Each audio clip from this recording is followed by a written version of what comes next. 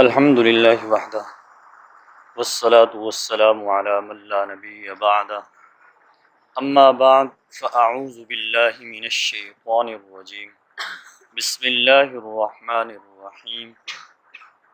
ان ربکم اللہ الذی خلق السماوات والارض فی ستة ایام ثم استوى علی العرش یدبر الامر ما من شفیع الا من بعد اذنہ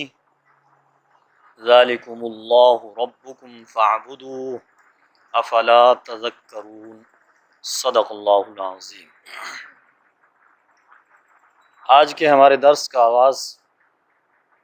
سورہ یونس کی آیت نمبر 3 سے شروع ہو رہا ہے۔ اللہ تبارک و تعالی ارشاد فرماتے ہیں، بے شک تمہارا رب وہ اللہ ہے جس نے آسمان و زمین کو 6 دنوں کے اندر پیدا کیا۔ اس آیت مبارکہ کے اندر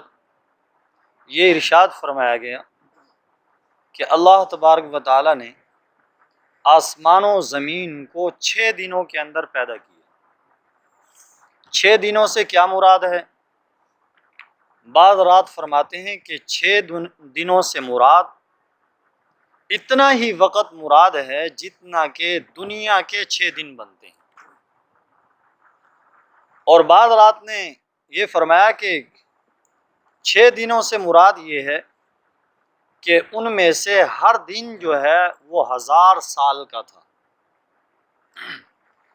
اور جو صحیح بات ہے وہ یہ ہے کہ 6 دنوں سے مراد 6 مرحلے ہیں کہ اللہ تبارک و تعالیٰ نے آسمان و زمین کو 6 مرحلوں کے اندر پیدا فرمایا۔ ثم استوى علی العرش، پھر وہ عرش پر مستوی ہوا، پھر وہ عرش پر قائم ہوا۔ یہ جو ارشاد فرمایا گیا کہ عرش پر مستوی ہوا، اللہ عرش پر قائم ہوا، اس سے کیا مراد ہے؟ کیا ایسے ہی ہے جیسا کہ کوئی دوسرا آدمی بیٹھے؟ کیا یہی مراد ہے کہ اللہ تبارک و تعالیٰ بھی ایسے ہی عرش پر بیٹھے ہوں؟ نہیں، یہ آیات متشابہات میں سے ہے،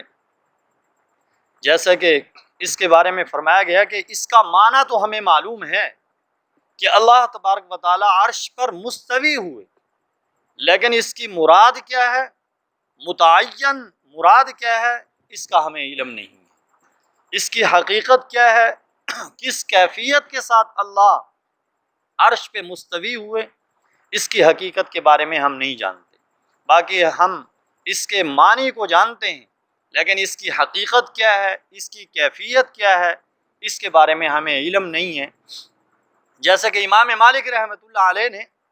اہل سنت والجماعت کے عقائد میں سے یہ بات ارشاد فرمائی کہ اللہ عرش پر مستوی ہوا، اس کا مطلب یہ ہے کہ اس کا جو معنی ہے وہ ہمیں معلوم ہے، لیکن جو اس کی حقیقت ہے وہ ہمیں معلوم نہیں ہے، اور ہم اس کے بارے میں بحث مباحثہ نہیں کرتے، اس کے بارے میں سوالات اور جوابات نہیں کرتے کہ اللہ کیسے عرش پہ مستوی ہوا، اس کی کیفیت کیا تھی۔ بس ہم یہ کہتے ہیں کما یلیق بشانی، اللہ عرش پہ ایسے مستوی ہوئے جیسا کہ اللہ کی شان ہے۔ یدبر الامر، فرمایا وہ تمام معاملات کی تدبیر کرتا ہے، یعنی جو معاملات کا چلانا ہے ان کی تدبیریں ساری کی ساری وہ اللہ کرتے ہیں، اللہ کے علاوہ کوئی نہیں۔ ما من شفیع الا من بعد اذنہ، فرمایا اللہ کی اجازت کے بغیر کوئی سفارش نہیں کر سکتا۔ فرمایا جس کے بارے میں اور جس کو اللہ اجازت دیں گے وہ تو سفارش کر سکے گا، فرمایا اس کے علاوہ اللہ کی اجازت کے بغیر کوئی سفارش نہیں کر سکے گا۔ اور جیسا کہ آیت الکرسی کے اندر ہم روزانہ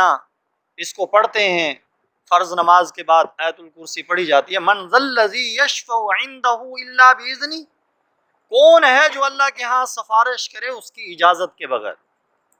اس کی اجازت کے بغیر کوئی بھی نہیں سفارش کر سکے گا۔ ہاں وہ سفارش کرے گا جس کو اللہ اجازت دیں گے۔ اور یہاں پہ جو یہ ارشاد فرمایا کہ اللہ کی اجازت کے بغیر کوئی سفارش نہیں کر سکے گا، اس سے مشرکوں اور عیسائیوں کی تردید بھی مقصود ہے، کیونکہ اصل میں عیسائیوں کا جو مذہب ہے اس کی ساری بنیاد وہ یہ ہے کفارہ اور شفاعت۔ وہ یہ کہتے ہیں کہ جو بھی حضرت عیسیٰ علیہ السلام کو ماننے والے ہیں، جو حضرت عیسیٰ علیہ السلام پہ ایمان لانے والے ہیں، ان کی طرف سے حضرت عیسیٰ علیہ السلام سولی پہ چڑھ گئے نعوذ باللہ، اور کہہ رہے ہیں کہ انہوں نے ان کی طرف سے کفارہ ادا کر دیا، اس کے بعد اب جتنے بھی عیسائی دنیا کے اندر کوئی بھی گناہ کریں گے، حضرت عیسیٰ علیہ السلام ان کی طرف سے کفارہ بن گئے ہیں، لہٰذا انہیں کوئی نقصان نہیں، لہٰذا وہ جنت کے اندر جائیں گے۔ یہ ان کا عقیدہ ہے، اور وہ کہتے ہیں کہ حضرت عیسیٰ علیہ السلام ان کی سفارش کریں گے، اللہ تبارک و تعالیٰ ان کی سفارش کو قبول کریں گے، لہٰذا حضرت عیسیٰ علیہ السلام ان کی طرف سے کفارہ بن گئے اور سفارش کریں گے۔ تو اللہ رب العزت نے ارشاد فرمایا کہ اللہ کی اجازت کے بغیر کوئی بھی سفارش نہیں کر سکے گا۔ فرمایا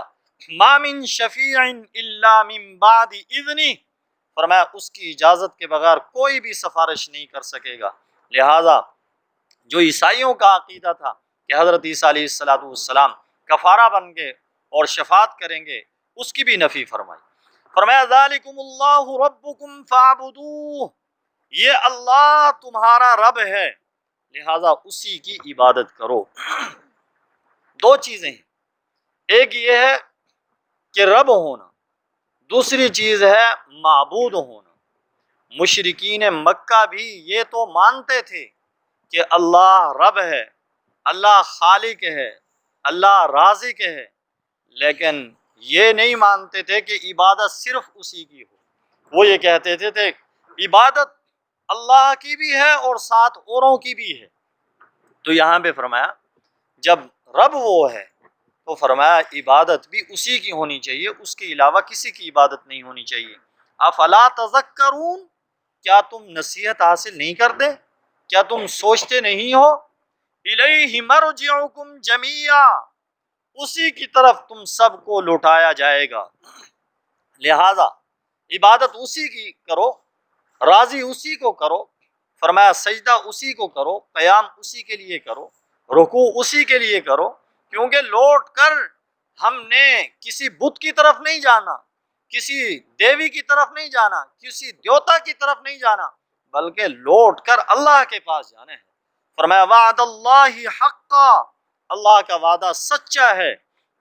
انہ یبدأ الخلق ثم یعیدہ، وہی پہلی مرتبہ مخلوق کو پیدا کرتا ہے، ثم یعیدہ، پھر وہ دوبارہ اسے لوٹائے گا۔ پہلی مرتبہ بھی مخلوق کو اللہ نے پیدا کیا ہے، دوبارہ اس کے مر جانے کے بعد فرمایا قیامت میں بھی اللہ ہی اسے لوٹائیں گے، اللہ ہی اسے زندہ کریں گے، اللہ کے علاوہ کوئی نہیں ہے۔ لیجزی الذین آمنوا وعملوا الصالحات بالقسط، اور یہ دوبارہ لوٹانا کس لیے ہوگا؟ تاکہ اللہ بدلہ دے ان لوگوں کو جو ایمان لائے اور جنہوں نے اچھے عمل کیے انصاف کے ساتھ۔ اصل مقصود جو ہے وہ ایمان والوں کو اور عمل صالح والوں کو جزا دینا، یہ مقصود ہے اصل۔ فرمایا والذین کفروا لهم شراب من حمیم، جن لوگوں نے کفر کیا ان کے لیے کھولتا ہوا گرم پانی ان کے لیے پینا ہوگا، وعذاب علیم بما کانوا یکفرون، اور ان کے لیے دردناک عذاب ہوگا بسبب اس کے کہ وہ ناشکری کرتے تھے، وہ کفر کرتے تھے۔ اصل مقصود مومن کو جزا دینا یہ ہے، لیکن کافر کو سزا دینا یہ مقصود میں داخل نہیں ہے، لیکن عدل کا اور عقل کا یہ تقاضا ہے کہ کافر کو بھی سزا دی جائے، اس لیے کہ اگر کافر کو سزا نہ دی جائے اور مومن کو جزا نہ دی جائے تو کل قیامت کے دن کافر یہ کہیں گے کہ تم نے مشقتیں دنیا کے اندر برداشت کی، ہم نے دنیا کے اندر بھی آرام حاصل کیا، لہذا آج بھی ہمیں کوئی عذاب نہیں ہو رہا۔ تو اس لیے عقل کا تقاضا بھی یہ ہے کہ جنہوں نے برے عمل کیے ہیں اللہ کو ناراض کیا ہے انہیں سزا ملنی چاہیے، اور جنہوں نے اللہ کو راضی کیا ہے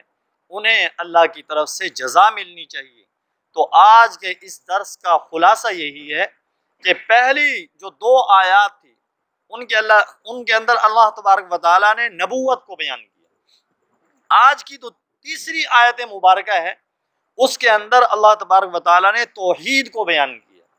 اور جو چوتھی آیت مبارکہ آج کے درس کی تھی اس کے اندر اللہ تبارک و تعالیٰ نے باس بعد الموت کو بیان کیا،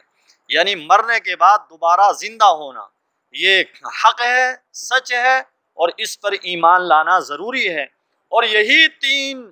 جو عقیدے ہیں یعنی نبوت اور توحید اور باس بعد الموت، یہ مسلمانوں کے بنیادی عقیدے ہیں۔ اللہ رب العزت سے دعا ہے کہ اللہ تبارک و تعالی مجھے بھی اور آپ سب کو بھی ان عقائد حقہ کو صحیح معنی میں سمجھنے کی توفیق نصیب فرمائے، اور صحیح معنی میں قرآن کریم پر عمل پیرا ہونے کی توفیق نصیب فرمائے۔ الحمدللہ رب العالمین، اللہم صلی علی سیدنا و مولانا محمد وعلی آل سیدنا و مولانا محمد وبارک وسلم وصلو علیہ۔ اے اللہ درس قرآن کو قبول و منظور فرما، کمی کوتاہیوں کو اپنے فضل و کرم سے معاف فرما، ہم سب کی بخشش کا ذریعہ بنا، ہم سب سے راضی ہو جا، اپنی رضا مبارک ہم سب کو نصیب فرما۔ جو بیمار ہیں گھروں میں اسپتالوں میں ہیں اے اللہ انہیں شفا نصیب فرما، امت مسلمہ کی خیر فرما، سب کے گھروں میں ہدایت کی ہوائیں چلا، اے اللہ سب کی بگڑیاں بنا، سب کی مشکلیں حل فرما، سب کی پریشانیوں کو ختم فرما، جو دکھی ہیں اے اللہ ان کے دکھوں کو دور فرما،